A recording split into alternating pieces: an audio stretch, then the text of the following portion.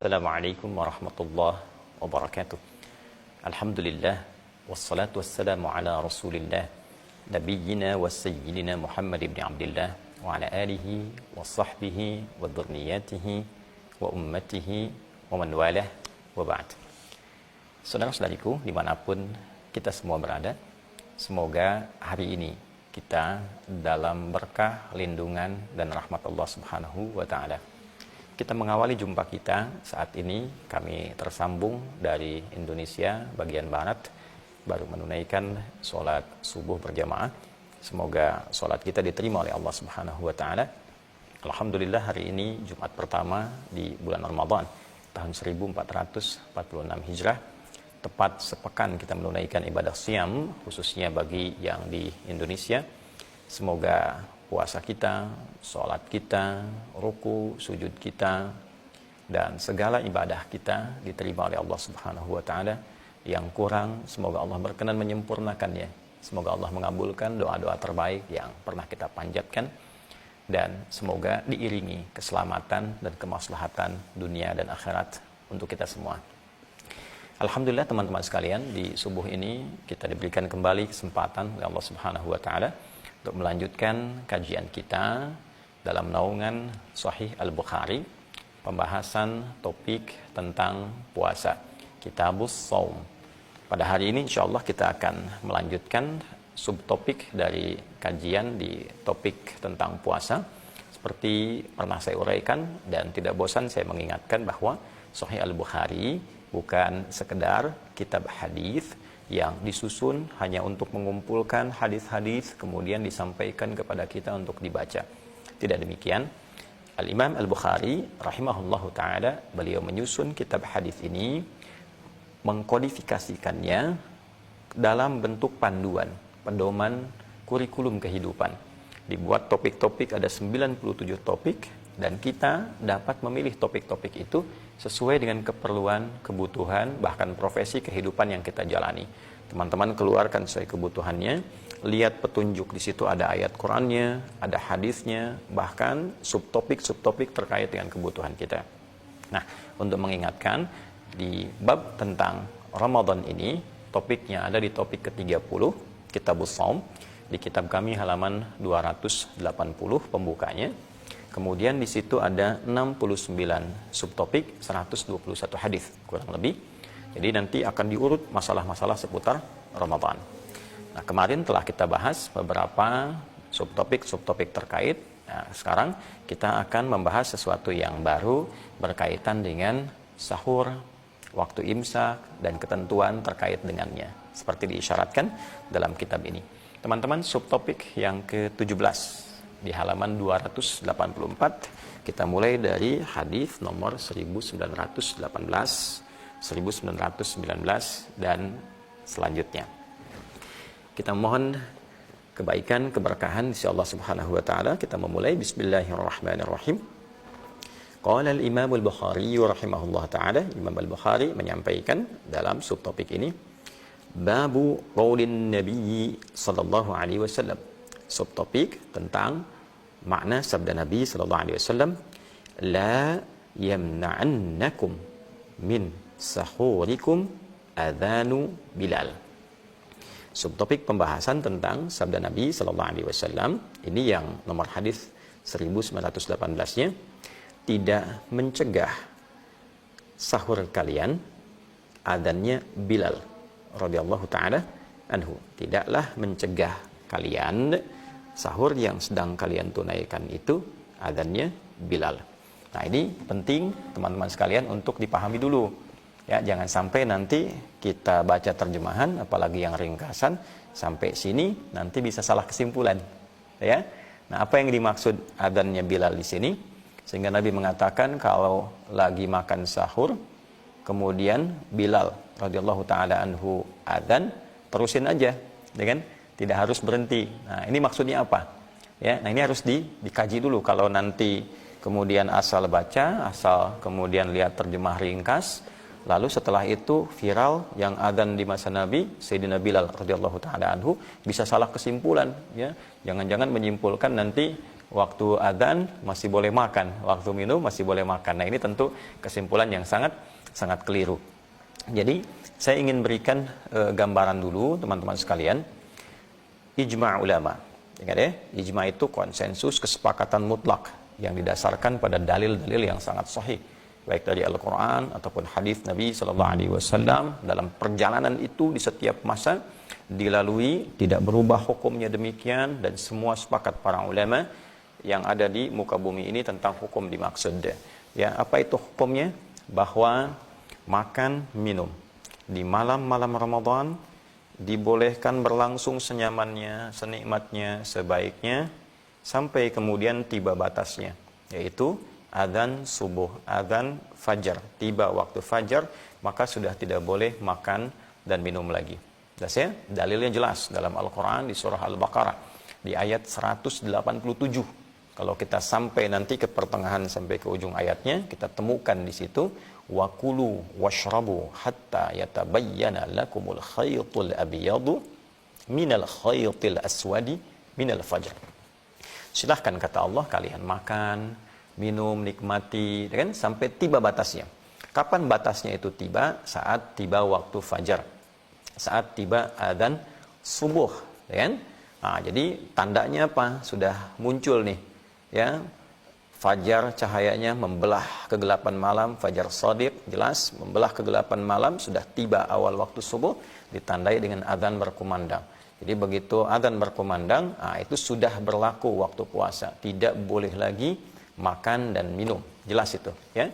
Saya ulangi, tidak boleh lagi makan dan minum berdasarkan keterangan dari ayat Al-Quran yang kelak nanti kita akan temukan juga penjelasan spesifiknya dari Nabi SAW. Jadi ini mutlak ijma' ulama. Kalau sudah tiba waktu fajar, adzan subuh, sudah tidak boleh lagi makan dan minum. Jadi kalau ada yang masih makan, masih minum saat adzan berkumandang, nah itu batal puasanya. Jelas ya? Itu batal puasanya. Lalu bagaimana memahami hadis ini? Kalau Bilal adzan, ya kan? Lanjutin aja sahurnya, lanjutin makannya. Nah, seperti apa memahami hadis ini? Kita harus baca nomor 1919-nya untuk menjelaskan situasi ini. Karena itu, oleh Imam Al-Bukhari, beliau jenius nih, diletakkan di subtopik yang sama, nomornya disandingkan. Bukan dipecah atas bawah, bukan. Bersamaan, bersanding. 1918, 1919. Dan yang di atas dibuat subtopik untuk membuat kita lebih menarik mengkaji.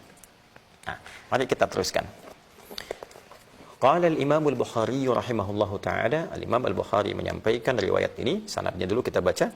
Haddatsana Ubaid bin Ismail an Abi Usamah an Ubaidillah an Nafi' an Ibnu Umar wal Qasim ibn Muhammadin an Sayyidati Aisyah radhiyallahu ta'ala anha.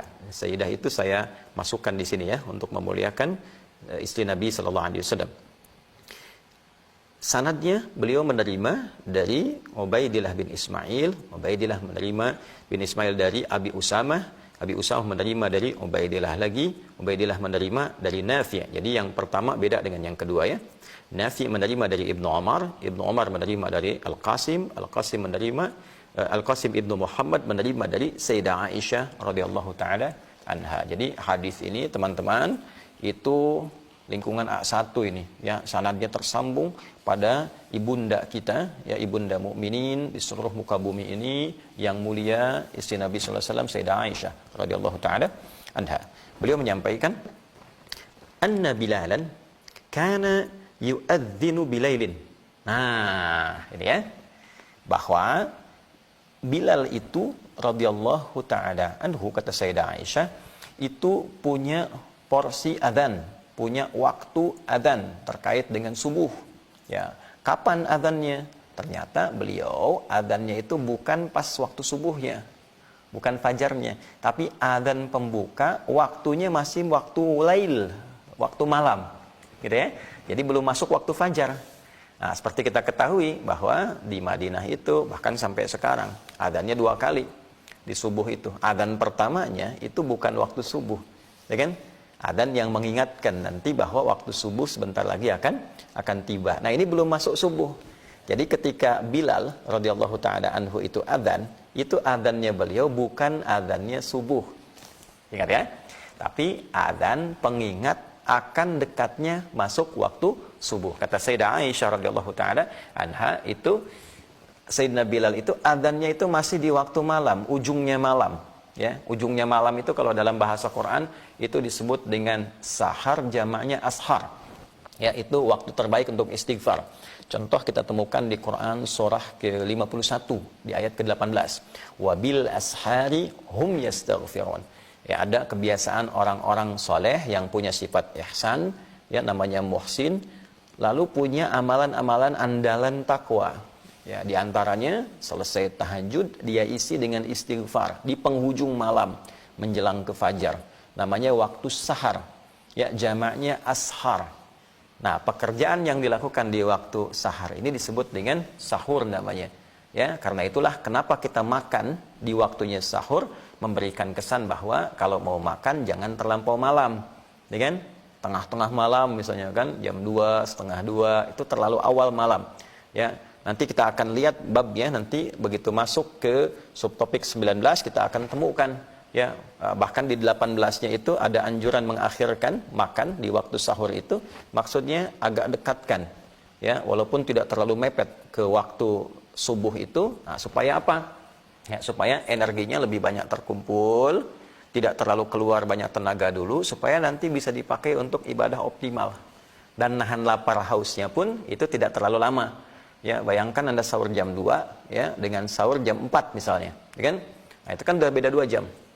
Ya, makanan diserap, apalagi dipakai tidur lagi, lemes lagi. Terus nahan lapar, nahan hausnya, maghribnya jam 6 sore, ya kan? Nah, tambahkan aja.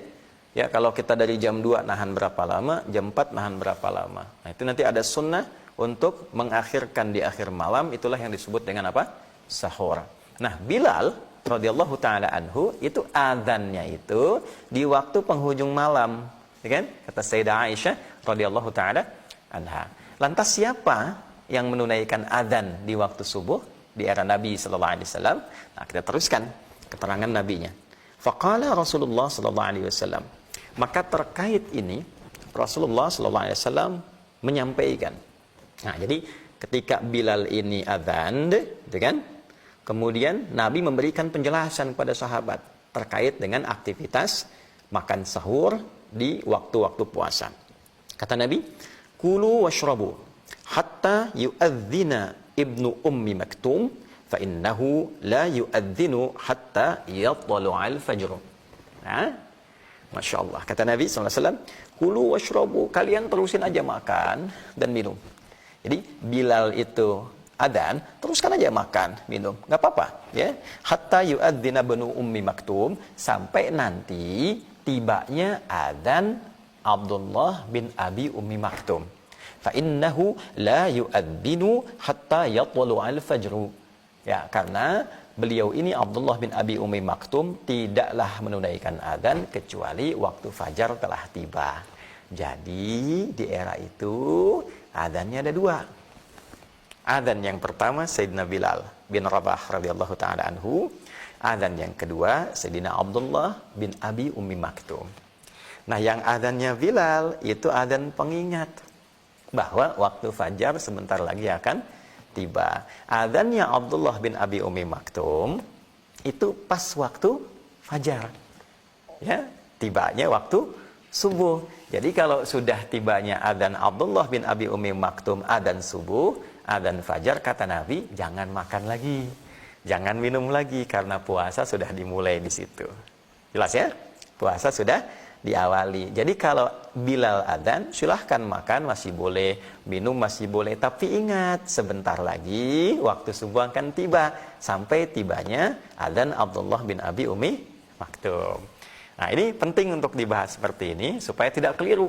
Ya, kalau nanti baca terjemah, baca sekilas, nah, disimpulkan kesimpulan yang keliru.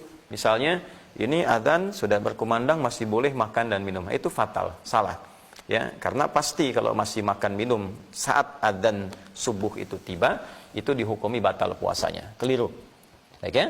Nah, ini sampai sekarang dilestarikan 2 kali adzan itu walaupun tidak di bulan puasa untuk mengingatkan saking pentingnya manfaat sholat subuh, pahalanya, keistimewaannya, ya. Jadi kalau lagi umrah nih, misalnya subuhnya 4:30 jam 4 sudah adzan.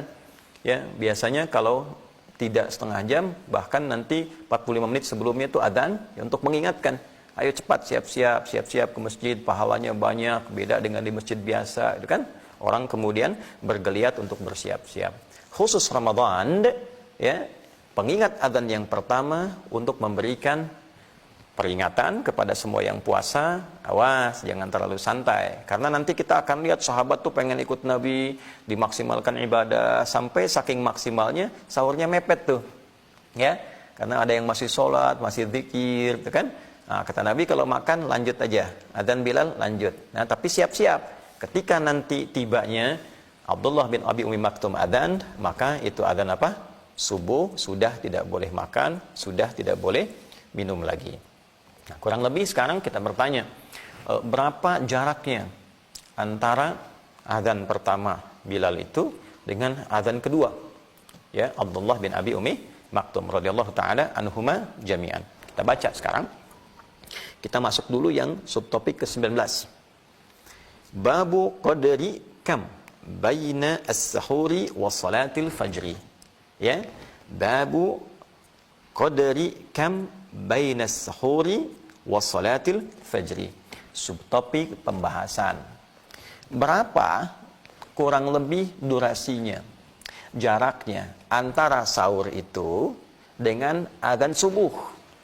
Ya, jadi tadi kalau Bilal radhiyallahu taala anhu itu adzan, mengingatkan sebentar lagi waktu subuh itu tiba, berapa jaraknya dari adzan Bilal ke adzannya Abdullah bin Abi Umi Maktum? Qala al-Imam al-Bukhari rahimahullah taala, Imam al-Bukhari menyampaikan, haddatsana Muslim, kami menerima riwayat ini dari Muslim Ibnu Ibrahim bin Ibrahim, haddatsana Hisham, Muslim bin Ibrahim menerima dari Hisham, haddatsana Qatadah, Hisham menerima dari Qatadah, an Anasin, Qatadah menerima dari Anas, an Zaid bin Thabit radhiyallahu taala anhu.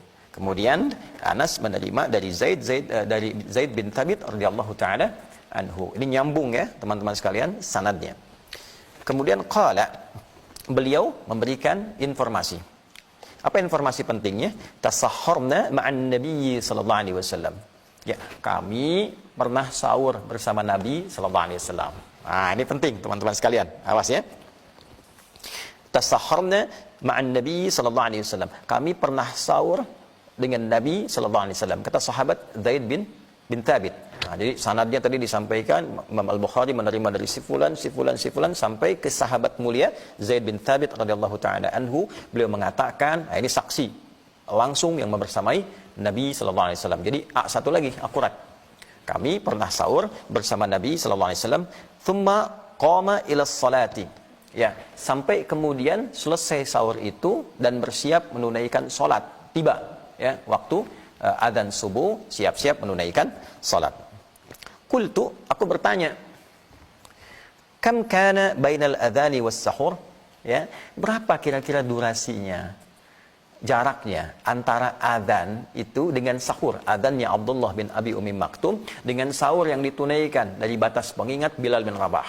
Ya, jadi kalau Bilal sudah adzan di batas akhir itu untuk pengingat sampai mendekat fajar, sampai ke fajarnya berapa jaraknya? Baik ya. Maka dijawab qadru 50 ayatan. Ya, kurang lebih 50 ayat Al-Qur'an. Jelas ya? Nah, ini kalau ahli Quran jawabannya begitu tuh. Ya, kurang lebih kalau dibacakan 50 ayat, nah itulah dari adzan pertama ke adzan yang kedua.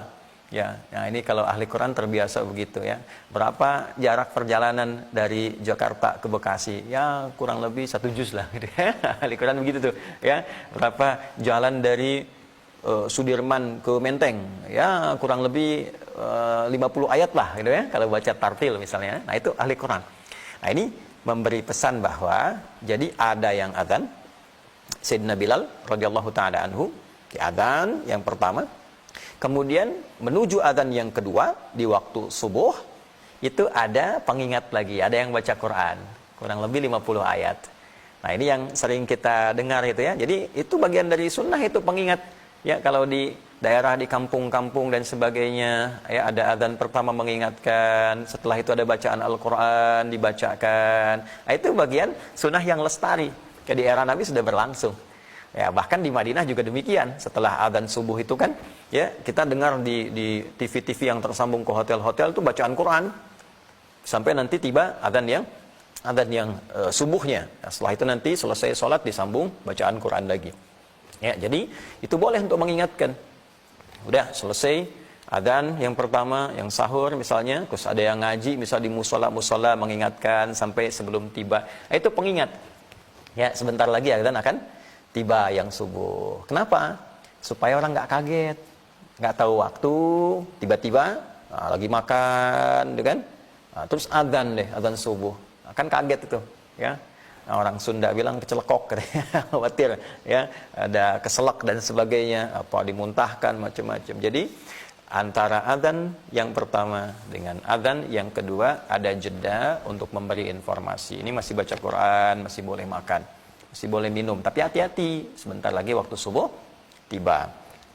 Nah, teman-teman, nanti kita akan temukan yang baca Quran di era Nabi SAW itu dalam jeda antara adzan pertama Bilal bin Rabah radhiyallahu taala anhu, adzan kedua Abdullah bin Abi Ummi Maktum radhiyallahu taala anhu, itu ada yang baca Quran yaitu sahabat mulia Abdullah bin Mas'ud radhiyallahu taala anhu. Jadi kalau beliau ini sudah baca Al-Quran kurang lebih 50 ayat, itu pemberi pesan, ya, ayo hati-hati ya, ini akan dimulai nih adzan subuh sebentar lagi. Nah, jadi di antara sahabat itu juga ada yang mengakhirkan makannya itu mepet-mepet ke waktu subuh, ya, makanya disebut dengan waktunya sahar, makanannya sahur, ya. Itu ditemukan di mana? Di topik yang ke-18 di Sahih Al-Bukhari. Nah, kalau kita temukan di sini babu ta'khiris sahur, subtopik tentang sunnah mengakhirkan sahur. Ya, qala al-Imam al-Bukhari rahimahullahu taala, al-Imam al-Bukhari menyampaikan haddatsana Muhammad bin Ubaidillah, haddatsana Abdul Aziz ibnu Abi Hazim an Abi Hazim an Sahal ibn Sa'id an Sahal ibn Sa'd radhiyallahu taala anhu qala kuntu atasahharu fi ahli thumma takunu sur'ati an udrika as-sujuda ma'a Rasulillahi sallallahu alaihi wasallam. Imam Al-Bukhari menyampaikan beliau menerima informasi dari Muhammad bin Ubaidillah.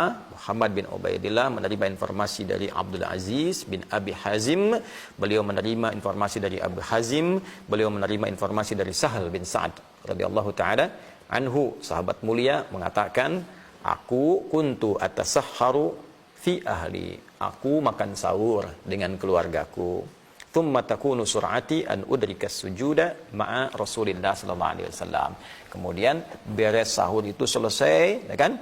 Nah, aku masih sempat ngejar untuk menunaikan salat bersama Nabi, masih dapat sujudnya jamaah dengan Nabi sallallahu alaihi wasallam. Ini menunjukkan bahwa waktu makan yang ditunaikan itu mepet mendekat ke sahur, saking banyaknya ibadah yang tunaikan. Saking semangatnya ibadah. Okay? Jadi saat Bilal bin Rabah radhiyallahu taala anhu menunaikan adzan yang pertama itu, nah ini baru ada makan dengan keluarga, itu kan. Kemudian minum selesai, begitu selesai adzan, ya, sahabat Abdullah bin Abi Ummi Maktum radhiyallahu taala anhu, lantas beliau bergegas, ya, bersiap-siap menunaikan ibadah, berangkat berjamaah menunaikan salat bersama Nabi sallallahu alaihi wasallam. Maka ini sahabat itu termanage kehidupannya. Ya, kapan ibadah maksimal, berhenti kalau kita jam berapa. Setelah itu siap-siap sahur. Setelah sahur siap-siap lagi untuk menunaikan ibadahnya jamaah, berangkat ke masjid, siap-siap diutamakan. Ini manajerial Ramadan terukur. Ya, karena itu dari awal sebelum Ramadan saya pernah sampaikan, ayo ya, buat kurikulum Ramadan supaya nggak bingung saat masuk Ramadan. Supaya tahu sahur jam berapa, ya kan? Ibadah jam berapa, ke masjid jam berapa, ya kan? Kalau situasinya tidak memungkinkan ke masjid, kejar yang jamaahnya. Yang jamaahnya dengan siapa, imamnya siapa, runtut. Alhamdulillah di Indonesia rapi sekali. Ya, hampir tiap masjid, bahkan Kemenak juga menyampaikan informasi seputar jadwal-jadwal sholat supaya kita tertib tuh, ya. Jam berapa nunaikan ini di sini, kemudian jam berapa waktu buka jam berapa, ya. Nah, kemudian adzan subuhnya jam berapa dan seterusnya supaya lebih terukur. Lebih teratur, ya. Di daerah-daerah juga begitu setiap masjid. Nah, ini kalau kita bawa dengan baik, teman-teman sekalian, ini insya Allah akan maksimal. Nah, jadi kesimpulan yang pertama, kalau sudah tiba adzan subuh, awas ya, karena beberapa tempat kan adzannya langsung subuh sekali, ya kan? Nah, kalau sudah tiba adzan subuh itu, teman-teman sekalian, maka tidak boleh makan dan minum lagi, harus sudah ditahan, ya, nggak boleh makan, nggak boleh minum, menahan tidak makan, tidak minum. Nah, itu bahasa Arabnya disebut dengan imsak namanya. Ya, makanya di kitab-kitab fikih disampaikan as-saumu was-siyamu fil lughati al-imsaku. Kalau sudah saum, sudah siam, secara bahasa itu maknanya imsak, maknanya nahan. Nahan untuk tidak melakukan sesuatu, nahan untuk tidak mengerjakan satu hal, ya. Jadi asalnya imsak itu untuk menahan diri. Sama maknanya secara bahasa dengan saum dan siam, menahan diri untuk tidak mengerjakan satu hal. Kalau dibawa ke konteks puasa, kalau sudah adzan, kalau sudah subuh tiba, sudah nggak boleh lagi makan dengan minum, tahan diri sampai maghrib kemudian tiba. Nah, ulama kemudian memberikan perluasan makna itu, ya, karena imsak ini masih umum, ya, masih umum, maka dibawa dalam konteks mengingatkan, ya, tahan ya, maksudnya nahan ini bukan nggak boleh makan, nggak boleh minum sebelum waktu fajar ini tiba. Jadi ditarik ke adzannya Bilal, pengingat itu, supaya siap-siap untuk nahan, siap-siap imsak. Asalnya awalnya begitu. Ya, makanya yang dipopulerkan itu siap-siap imsak ya, siap-siap imsak ya. Maksudnya siap-siap nahan.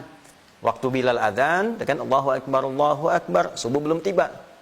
Masih ada ukuran 50 ayat bacaan Al-Quran. Kalau kita durasinya 15 sampai 20 menit lah. Ya, bacaan tartil 15 sampai dengan 20 menit. Kalau ditarik panjang ya kurang lebih 30 menitan. Ya, kalau 50 ayat itu kan satu halaman mushaf kurang lebih standarnya kan 15 ayat, ya kan? Ya, 3 halaman lebih sedikit lah, 3 halaman lebih sedikit. Ya, kurang lebih ya 15 sampai 30 menit maksimalnya. Jadi ketika adzan yang pertama, ya diingatkan melalui bacaan Al-Quran, Abdullah bin Mas'ud radhiyallahu taala anhu, siap-siap imsak ya, siap-siap, gitu kan? Siap-siap imsak, siap-siap tahan, karena nanti adzan Abdullah bin Abi Ummi Maktum sudah nggak boleh makan dan minum lagi. Jelas ya? Nah, maka disampaikan siap-siap imsak, gitu kan? Hati-hati nih ya, bahasa kita begitulah, ya kan? Nah, tapi pemaknaan ini, pemahamannya adalah bukan nggak boleh makan dan minum. Ya, di jeda waktu itu sebelum subuh tiba masih boleh makan, boleh minum. Ya. Cuma ada kesalahpahaman di segelintir komunitas masyarakat memahami kalau sudah bahasanya itu karena imsak itu tadinya semakna dengan tahan lapar, tahan haus, sudah nggak boleh makan minum lagi. Nah, makna pengingatnya itu terputus. Ya, sehingga sebagian masyarakat memahami kalau sudah imsak nggak boleh makan, nggak boleh minum. Sebagian ya yang belum memahami ini. Nah, jadi ketika disampaikan imsak, udah nggak boleh makan tuh, udah imsak. Nah, dulu saya waktu kecil itu dengar itu, ya. Ya, dan pahami itu. Kalau sudah imsak tuh udah, jangan makan, jangan minum lagi, gitu kan? Nah, telat ngasih pengingat di ujungnya. Nah, sampai harusnya kan sampai gitu kan, nanti adzan subuh tiba baru beneran nggak boleh makan. Nah, tapi kadang sebagian di masyarakat kalau sudah waktunya imsak, gitu kan? Ya kan? Imsak, nah, udah, jangan makan lagi. Jangan minum lagi, udah nggak boleh, tahan. Nah, ini yang dikomentari oleh beberapa pensyarah di Sahih Al-Bukhari ini, hal yang tidak tepat pemahamannya di masyarakat. Ya, seperti misalnya Ibnu Hajar Al-Asqalani, beliau punya kitab Fathul Bari fi Syarah Sahih Al-Bukhari, menjelaskan fenomena itu. Hal yang kurang tepat di masyarakat yang memahami bahwa jeda waktu itu sudah nggak boleh makan, nggak boleh minum. Ya, imsak itu sudah nggak boleh makan, nggak boleh minum. Dalam pemahaman antara jeda adzan tadi, itu yang kurang tepat, diluruskan. Ya, masih boleh. Yang boleh itu apa? Yang boleh itu silahkan makan. Ya, jeda antara adzan pertama dengan adzan kedua sebelum subuh tiba. Kalau adzannya pun sekali subuh saja, maksudnya sebelum adzan subuh silahkan masih boleh makan, masih boleh minum. Cuma ingat hati-hati. Kalau sudah mepet-mepet, hati-hati, subuh sebentar lagi tiba. Jadi dulu pernah saya populerkan itu di kalangan yang memaknai imsak itu sudah nggak boleh makan, nggak boleh minum, itu kurang tepat. Jadi saya coba populerkan istilah tanbih, pengingat. Ya, pengingat, supaya bisa membedakan pemahamannya secara bahasa antara imsak dengan tanbih. Esensinya sama saja. Gitu ya. Yang penting paham bahwa jangan sampai kalau sudah adzan subuh tiba, masih makan dan minum. Jadi ada jadwal imsakiyah tuh yang dibikin ya. Jadwal imsakiyah tuh jadwal supaya kita sudah siap-siap nahan ya. Supaya siap-siap apa? Puasa. Makanya dibikin kadang 10 menit sebelum subuh. Nah, maksud imsak di situ itu bukan nggak boleh makan, nggak boleh minum. Ya, yang dimaksud apa? Yang dimaksudkan hati-hati akan tibanya waktu subuh. Jadi jangan sampai pemahamannya kalau imsak dalam arti sebelum subuh tiba dipahami, ya sudah nggak boleh makan, nggak boleh minum. Jadi kalau ada yang pemahaman pernah dulu saya sampaikan, kalau ada yang bilang imsak dalam arti sudah harus puasa, belum gitu ya, sampai subuh tiba. Nah, dulu saya populerkan istilahnya tanbih untuk mengingatkan, pengingat. Jadi itu kurang lebih teman-teman sekalian pemahamannya, ya bahwa waktu imsak itu di sini barangkali hal yang harus kita urainya, ya karena itu ngaji bahasa itu penting. Ya penting, nggak bisa dipisahkan. Para ulama dulu tuh mulainya dengan bahasa dulu. Ya, hafal Quran, sholatnya bagus. Hal pertama mereka kaji bahasa dulu. Ya, Imam Syafi'i berapa tahun tuh, berapa puluh tahun. Imam Malik gurunya berapa puluh tahun. Memahami bahasa supaya ngerti Quran, ngerti hadis. Ini maksudnya kemana? Apakah kiasan? Apakah langsung? Ya, apakah tekstual? Apakah kontekstual? Memahaminya seperti apa? Nanti setelah itu baru dibawa praktek pemahaman itu untuk mengkonstruksikan dalil, pahami dalilnya, riwayatnya jelas, jadi pemahamannya utuh. Nah, hal ini terjadi di masyarakat, ya. Kita tidak katakan kesalahpahaman ya, tapi barangkali di sini ada memahami dari konteks kebahasaan. Ya, karena kata imsak itu asalnya mengandung makna menahan. Ya, makanya di kitab-kitab fikih itu ditemukan as-shaumu was-siyamu ya fil lughati aw lughatan al-imsak. Karena imsak itu dipahami menahan, imsak itu dipahami dalam konteks menahan ini puasa, itu kan artinya menahan untuk tidak mengerjakan sesuatu. Sebagian memahaminya, bahkan di Arab ini. Ya, bahkan di Arab memahaminya kalau sudah imsak ya tahan gitu. Nah, ini barangkali yang penting diluruskan ya. Jadi teman-teman sekalian, dalam konteks ini imsak dimaksud dibedakan dengan waktu puasa untuk mengingatkan. Jadi tidak salah kaprah di lingkungan kehidupan. Kesimpulan. Yang pertama, disunahkan mengakhirkan makan saat sahur khususnya. Ya, saat sahur. Sahur itu aktivitas yang dikerjakan di waktu sahar. Jamaknya ashar. Waktu singkat menjelang fajar. Durasinya kurang lebih 15 sampai 30 menit. Hikmahnya supaya muncul barakah. Tasahharu fa inna fis sahuri barakah. Makanlah di waktu sahar, Makan sahur itu makan di waktu sahar. Karena sungguh makan di waktu sahar itu nanti menambah keberkahan, nambah kebaikan. Ya, tubuh lebih kuat, ya, ke waktu puasanya lebih dekat sehingga energinya bisa diolah dalam tubuh dan dikeluarkan dalam bentuk yang maksimal, ya kan? Tidak terlalu lama puasanya menunggu. Dan nanti olahannya akan lebih baik, menambah semangat untuk menunaikan aktivitas baik sosial ya ataupun juga aktivitas ibadah-ibadah ritual. Yang kedua, makan dan minum di waktu sahar itu yang disebut sahur itu berlangsung waktunya sampai adzan subuh tiba. Kalau di masa Nabi sampai tibanya adzan sahabat Abdullah bin Abi Ummi Maktum radhiyallahu taala anhu. Ya. Tapi kesimpulan selanjutnya mesti hati-hati. Ya, jangan terlalu mepet-mepet dekat ke subuh tanpa tahu pengingat. Oleh karena itu di era Nabi yang belum ada jam seperti sekarang, belum ada alarm seperti sekarang, gitu kan? Maka didesainlah ada pengingat. Kurang lebih 50 ayat jaraknya dari bacaan Al-Qur'an tartil sampai tibanya adzan subuh ini, maka adzanlah yang pertama sahabat Bilal bin Rabah radhiyallahu taala anhu. Kata Sayyidah Aisyah, kalau Bilal itu adzan biasanya masih masuk penghujung malam, masih belum tiba subuh. Maka kata Nabi, kalau Bilal adzan masih boleh silahkan minum. Nah, batas akhirnya sampai nanti tibalah sahabat Abdullah bin Abi Ummi Maktum menunaikan adzan subuh. Maka dari itu sunnah boleh kita kemudian mengambil pengingat dari sini, ya boleh pakai alarm silahkan. Sekarang canggih pakai alarm boleh, ya setting 10 menit lagi adzan misalnya setting nih dari 15 menit lagi. Kadang-kadang alarmnya banyak kan? 30 menit lagi, 20 menit lagi, 15 menit lagi, 10 menit lagi, 5 menit lagi. Boleh itu. Ya, boleh. Ya, terapan dari pengingat sunnah berkemajuan ya di era kekinian boleh. Ya, di masyarakat yang di daerah yang sulit mendapatkan alarm teknologi belum ke situ, pakai hadis ini, adzan 2 kali. Ya, adzan pertama sampaikan dulu ke masyarakat biar nggak bingung. Ya. Nah, biar nggak bingung, informasikan dulu, jangan tiba-tiba adzan, nggak biasa di masyarakat. Nanti bingung, kok udah subuh kan belum gitu ya. Nah, sampaikan dulu, bikin pengumuman. Kalau ini adzan yang pertama, Bapak Ibu ini belum tiba subuh ya. Nah, ini pengingat aja sebentar lagi subuh tiba, ya kan? Nanti setelah Kang Asep ini adzan, Pak Cecep nanti baca Quran 50 ayat, ya. Nah, Pak Cecep baca Quran, beliau telah sahur, atau nanti gantian. Misalnya, ini sekarang Kang Cecep, besok Kang Dodi gitu kan. Besoknya lagi siapa, susun jadwal. 50 ayat kalau selesai itu, nah baru kemudian adzan subuh tiba. Nah, ini kesimpulannya dari pembahasan kita. Dan yang terakhir, yang dimaksud imsak dalam istilah kekinian, ya istilah kekinian itu adalah pengingat waktu subuh akan tiba sebentar lagi, makannya hati-hati supaya tidak tersimpan makanan minuman sedangkan adzan masih berlangsung atau awal berkumandang di waktu subuh, tersimpan makanan minuman di dalam mulut ya, dan adzan subuh tiba, itu berpotensi membatalkan puasa.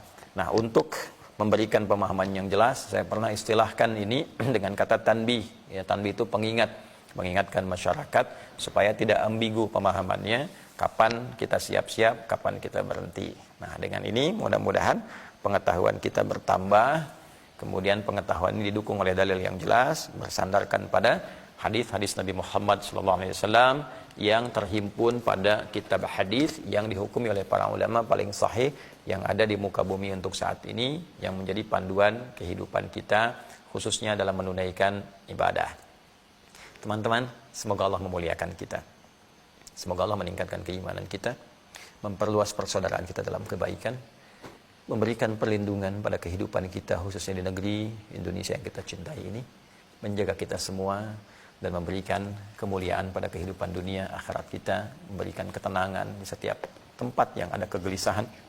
Semoga Allah membebaskan saudara-saudari kita di Palestina sehingga berkehidupan yang baik, termasuk di semua negara, semua tempat, menghadirkan kedamaian untuk kita nikmati sampai berpulang pada Allah Subhanahu wa taala. Terima kasih. Maafkan saya, Adi Hidayat. Subhanakallahumma rabbana wa bihamdika asyhadu an la ilaha illa anta nastaghfiruka wa natubu ilaik. Walhamdulillahirabbil alamin. Assalamualaikum warahmatullahi wabarakatuh.